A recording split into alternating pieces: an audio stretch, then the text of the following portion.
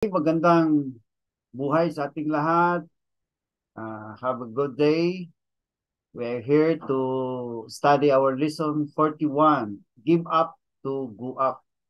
And our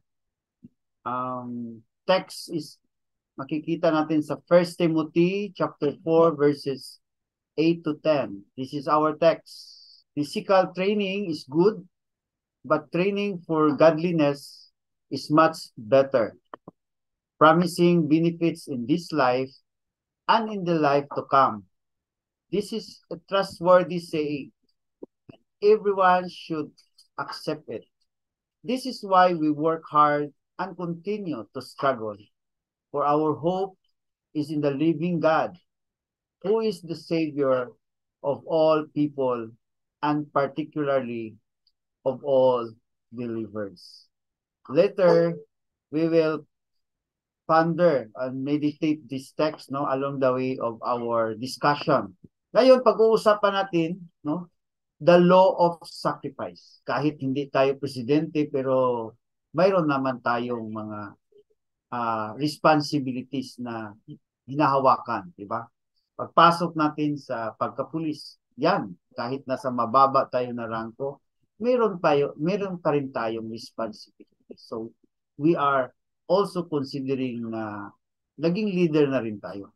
Lalo na kung tayo ay merong desire, nagpe-pray, meron tayong tinitingnan na magpupromote tayo in that time will come. Okay? So we must consider this law of sacrifice. At the same time, ating pagbubulayan din, or we will meditate also our text, 1 Timothy chapter 4 verses 8 to 10. First law of sacrifice, sabi dyan, there is no success without sacrifice. Okay?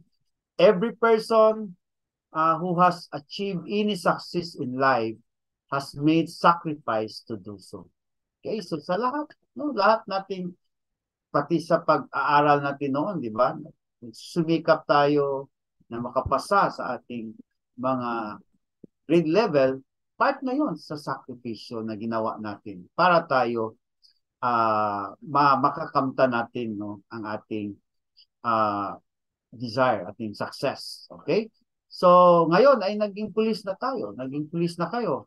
So, marami na rin tayong nag-give up, nasa-sacrifice para lang natin maabot kung ano tayo ngayon. Many working people dedicate 4 or more years and pay millions of money to attend school, to get the tools they need before embarking on their career.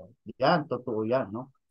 Nagsasakripisyo tayo sa ating oras, ating panahon, ating lakas, effort, pati financial. Nag-i-invest tayo, hindi sa scam tayo nag-i-invest. Nag-i-invest tayo na mag-aaral. Meron namang pag-aaral dito sa loob ng ating agency, sa PNP. Yung iba talagang nag-aaral ng law para mas madagdagan yung kaalaman at magagamit yung mga na-earn na units for a promotion. Good, no? Good for our career. And hindi lang pagkapulis, no? Kahit saang klaseng career, like athletes. Athletes sacrifice countless hours in the gym and on the practice field, preparing themselves to perform at a high level. Okay? So kahit yung mga atleta, lalo na yung mga track and field, yung mga 100-meter dash, okay. Sila din, kahit mayroon na silang history, mayroon na silang previous performance track, yung may darating na competition, sila din ay nag-i-ensayo. Sila din ay nagpa-practice. They give up, most of their time para lang ibubugo sa pagpa-practice. Maangat lang yung dati nilang performance. Ganon mga athletes. Okay? Kahit yung sarili nila, kinukumpit nila para maangat nila. Kung sila ba ay nag-level up of their performance. Sa parents, parenting. Parents also give up much of their free time and sacrifice their resources to do a good job raising their children. Tama naman yun, no? Kahit tayong mga magulang ay talagang nagsasakripisyo para sa next generation nating mga anak. Kaya nga, gusto natin mag-promote, no? Yung iba, pag may free time, yung mga asawa, yung mga husband or mga wife, no, na mayroon pang may free time, magsa-sideline pa ng magbibinta ng kahit ano, para lang madagdagan yung income at matustusan yung mga needs sa school, lalo na naka-private yung mga anak. Ganon yung sakripisyo sa mga parents for their children. Okay? So, effective leaders sacrifice much. That is good to dedicate them to what is best. Okay. So that's the way the law of sacrifice works. But in 1 Timothy chapter 4, verses 8 to 10, unang statement dyan, sabi ni Paul, physical training is good, but training for godliness is much better, promising benefits in this life and in the life to come. Okay? So yung mga binanggit ko kanina, yun ay nakafocus lang ng physical, mental, and emotional aspect na ating sinsakripisyo, no? We undergo pain, we undergo lahat ng mga struggles, no? Na para tayo ay ma-sustain, no? Mapamatili tayong nakatayo, no? At na harap natin ang mga pagsubok. But we need to be balanced. According to Paul, baka makaligtaan natin ang godliness. At sabi pa ni Paul, good, no? Good na mayroon tayong mga physical training. Pero sabi ni Paul, much better ang training for godliness. You know why? Sabi niya, yung tao nag-aspire to be godly and walking in this earth, mayroon siyang mga promising benefits in this life on earth. Mga promising benefits. Mga answered prayer. God gives us more opportunities kung tayo ay naglalakad na makadiyos. We train ourselves to be godly. At hindi lang here on earth, sabi ni Paul, the promising benefits is in the life to come. Yan ang ating dapat na pagbigyan ng meditation, pagbigyan ng focus na hindi lang life on this earth, hindi yung life to come. Tayo ba ay makakapasok pag wala na tayo sa mundo? Makakapasok ba tayo sa kaharian ng Diyos? The only thing that we can enter the kingdom of God is kung tayo ay godly person. Hindi naman talagang maging holy, hindi naman tayo, palagi naman tayong makaka-commit ng sin. But the godliness, the training of godliness, first, to become godly, ay we need to receive the Lord Jesus Christ in our hearts as our Savior, as our Lord in our lives. Tapos yung righteousness of the Lord Jesus Christ, na nandito siya sa earth, pinakita niya, tapos wala naman siya kasalanan nagawa dito sa mundo. Natupad niya ang lahat ng mga requirements sa law na mabayaran ang mga kasalanan. Doon, binigay ni Panginoon Hesus ang kanyang buhay. Hindi lang sa kanya kasi wala siyang kasalanan. Binigay niya ang kanyang buhay, ang buhay ni Panginoon Hesus, para sa ating lahat. Para tayo makapagsimula na pamuhay sa mundo na maging godly.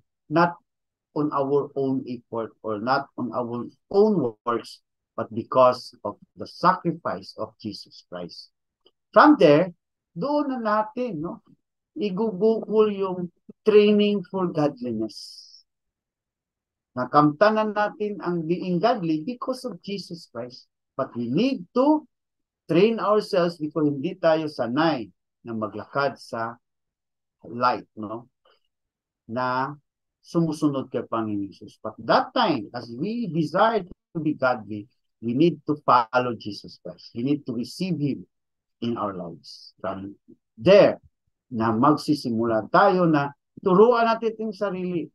The way we train ourselves physically, we will also train ourselves godly, spiritually, to follow Jesus and His Word. Okay? So maging balance tayo kasi sinabi ni Paul, yung promising benefits, meron dito sa mundo in this life at sa in the life to come, sa ating hinahangad. So dalawa ang ating makukuha, di ba? Hitting two birds in one stone. Okay? So that is what Paul said. Okay. Second law, sabi diyan, second law of sacrifice. Leaders are often asked to give up more than others. Hindi sinabi na marami or mataas ang mga expectation, no, sa iba para sa atin, hindi yun. Pero it says na yung leaders are often asked to give up more than others, meaning ay mayroon talagang kaakibat ang pag ng higher level of leadership na meron ding mawawala, meron ding isasakripisyo natin dahil tayo ay aangat sa ating leadership. Okay? Sabi ni Pastor Gerald Brooks, no, a leadership speaker and a pastor, when you become a leader, you lose the right to think about yourself. Oh, huwag natin kalimutan yan. Kung gusto nating ma-promote ng ating rank, of course, no, lalaki din yung ating leadership scope and responsibility. We also lose our right to think about us. You know why? The heart of leadership is putting others ahead of you. Hindi na natin ang ating sarili ang manguna, kundi yung ating mga constituent, yung mga taong nasa scope natin ng under of our leadership. Sila na palagi natin iisipin, nangunguna sa interest. Okay? It's doing what is best of the team. Okay? Hindi lang yung mga tao, no? Kasi mga pulis tayo, meron tayong mga areas. Hindi lang sila ang ating pagbibigyan ng ating best leadership. Hindi, meron din tayong mga squad or mga team, no, within our station. Sila din, no, ay ating, no, ibibigyan ng unang priority at ating papakita, no, na being a leader, hindi tayo yung interest of the team. Pero tayo ang nag-lead. Pero yung best interest is for the team, hindi lang para sa sarili. For the reason, I believe that leaders must give up their rights. So, hindi na palaging isipin natin ay ako ang palaging masusunod, yung rights mo, hindi na. Okay? So kaya sabi ni Pastor Gerald Brooks, when you become a leader, you lose the right to think about yourself. Ito pa, no? Kay Panginoong Hesus, tingnan natin ang kanyang leadership style. Sabi niya sa Matthew 20:28, for even the Son of Man, Jesus, ang nire-refer ni Panginoong Hesus dyan ay ang sarili niya, si Jesus, no? Son of Man is the title of Jesus, while siya ay nandito sa atin, sa mundo, Son of Man. Okay? For even the Son of Man came not to be served, but to serve others, and to give His life as a ransom for me. Grabe, no? Sa lahat ng mga leaders dito sa mundo, only the Lord Jesus Christ na hindi siya nagpa-serve sa kanyang mga followers. Nagpapakita siya ng example, mababasa natin yan, that He served. He even washed the feet of His disciples. Okay? He even provide their needs. And pinaka maganda dyan, sabi, and He gave His life as a ransom for me. Ito yung sabi ko kanina.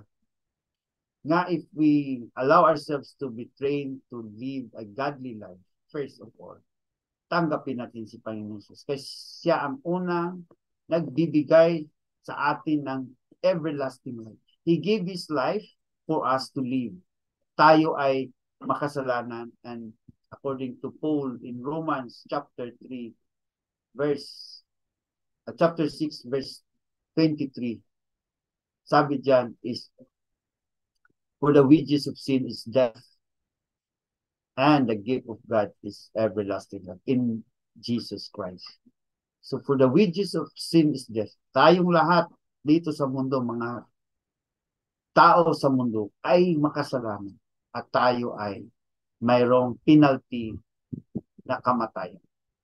But Jesus Christ, no, because of the love of God the Father, siya ang nagtubos, no, nag-ransom. Siya ang nagbabayad.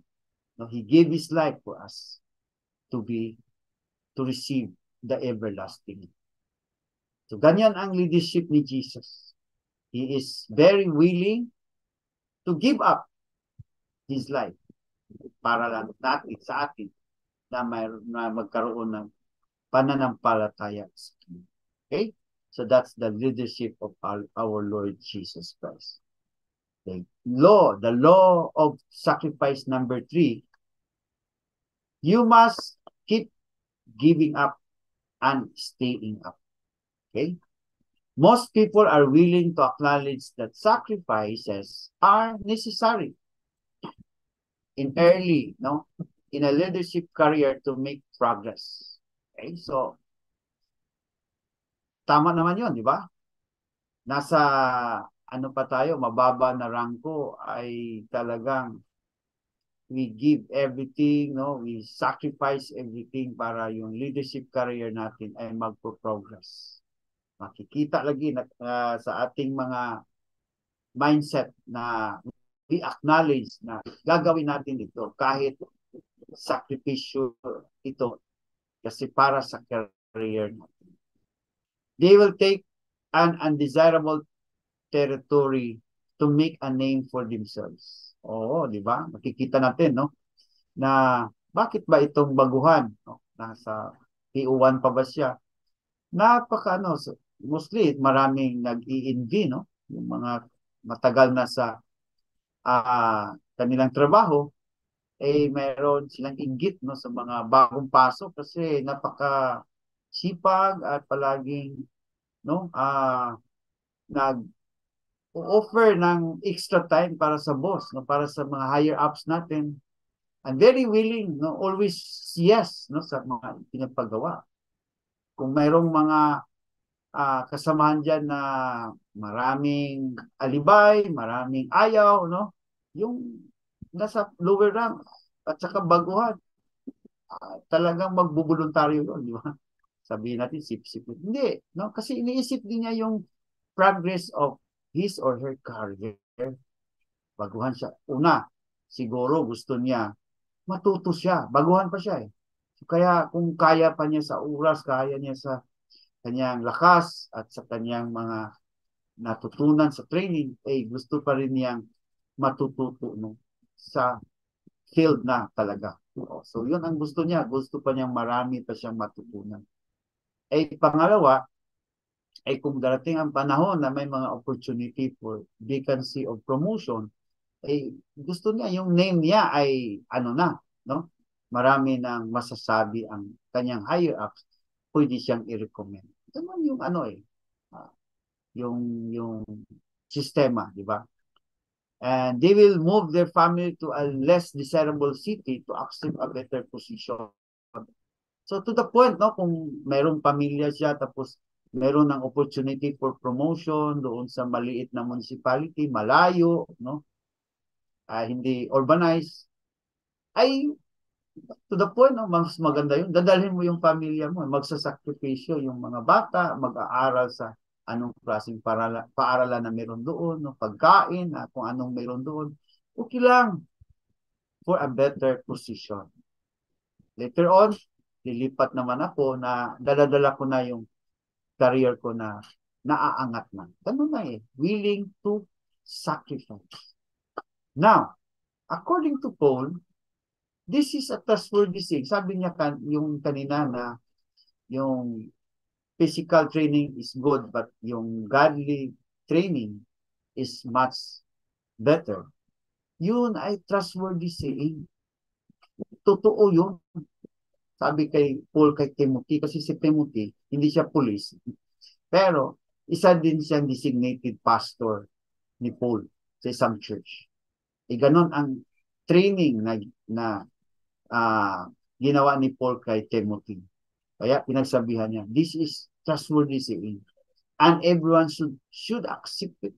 No? Na mayroon tayong, we keep on giving up. We keep on giving up para masusustain natin yung ating progress of our career. Okay? So this is why we work hard. Kaya, no, yung pagiging godly na ikaakibat sa ating mga physical training of our promotion of our leadership.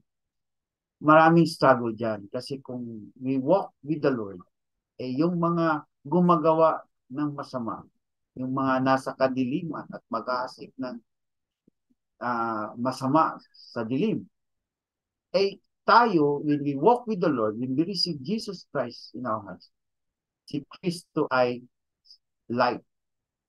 Magliliwanag yan sa kadiliman. Tayo ay we walk and follow the Lord Jesus Christ as our light. Mababangga natin yung mga gumagawang masama. Tayo naman ay mga law enforcer. So we work hard. Na mas maganda yon na tayo ay nasa kay Jesus, kakampi natin si Jesus Christ.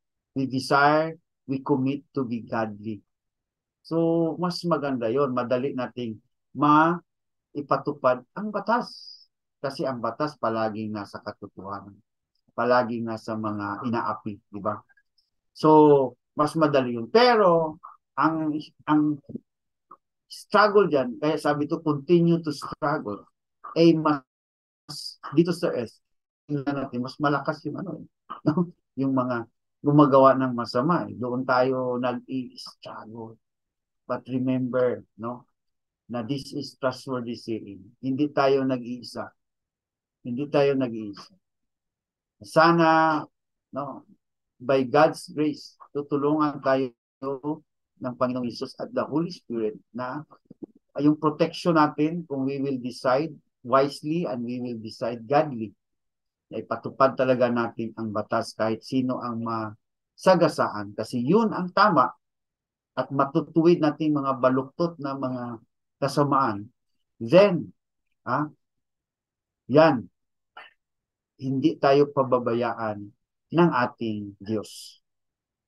Yan lang talaga ang ating paniniwala. Hindi tayo pababayaan. Okay? So, we must keep giving up and staying. Kailangan natin na patuloy tayong haharapin ang mga pagsubok. At nandyan naman ang ating kakampi, ang ating Diyos. Okay, pang-apat na law of sacrifice. The higher the level of leadership, the greater the sacrifice. Okay, and it doesn't matter what kind of leadership career you pick. Sacrifice. Wala tayong mapipilian yan. Kung aangat tayo, no, the higher the level of leadership, then the greater the sacrifice. You will give up. You will have to give up going up. Okay. So, yun, patuloy talaga ang maging lifestyle na ang ating attitude na we learn how to sacrifice. Bakit? No? The higher the level of leadership, the greater the sacrifice. Kasi kahit anong mga temptation, ang mababangga natin dyan ay yung mga gumagawa ng masama, no? Ano sila grabe ang strong temptation kasi nandyan yung pira, nandyan yung mga gawain na parang what we call momentary happiness, no? Ino-offeran tayo ng mga may ikling oras lang na kaligayahan, ang mga babae ba, mga alak dyan, para tayong ginagawang hari, ginagamit nilang pera nila, eh ang lakas ng temptation, tao lang tayo. That is why the greater the sacrifice. Talagang paglabanan natin. If we will choose to train ourselves to be godly, then babanggain talaga. We will say no. Kasi kung i-grab natin yung maikling opportunity sa paggawa ng kasamaan lang sa pera, galing na pag may magandang offer na kotse, no? May mga babae, inom, lahat ng mga gagawin no sa pagtitim no sa atin. Hindi yan sustainable, hindi yan hanggang sa everlasting life. Dito lang yan sa mundo. Yan ang isipin natin. May hangganan lahat. At dyan lahat ay na-conform. Babagsak talaga tayo. Kaya maikling kaligayahan. Makikita naman natin sa mga nagdaan na mga leadership na sangkot sa mga kasama. Hindi sila palaging nandoon. Babagsak talaga. Kaya we will choose, no? We will choose kahit hindi lang masyadong kaligayahan sa mundo, pero yung inner joy that we have, na tayo ay naglalakad, sumusunod kay Jesus na being godly, because Christ Jesus, He also demonstrates us the greatest sacrifice when He give up His life for a ransom to us, to you and to me, and to everybody. Kaya, huwag tayong matakot because our hope is in the living God, sabi niyo. Patuloy tayo, continue to struggle, continue to work, for our hope is in the living God. Mayroon tayong kakampi, ang Diyos na makapangyarihan. Who is the Savior of all people?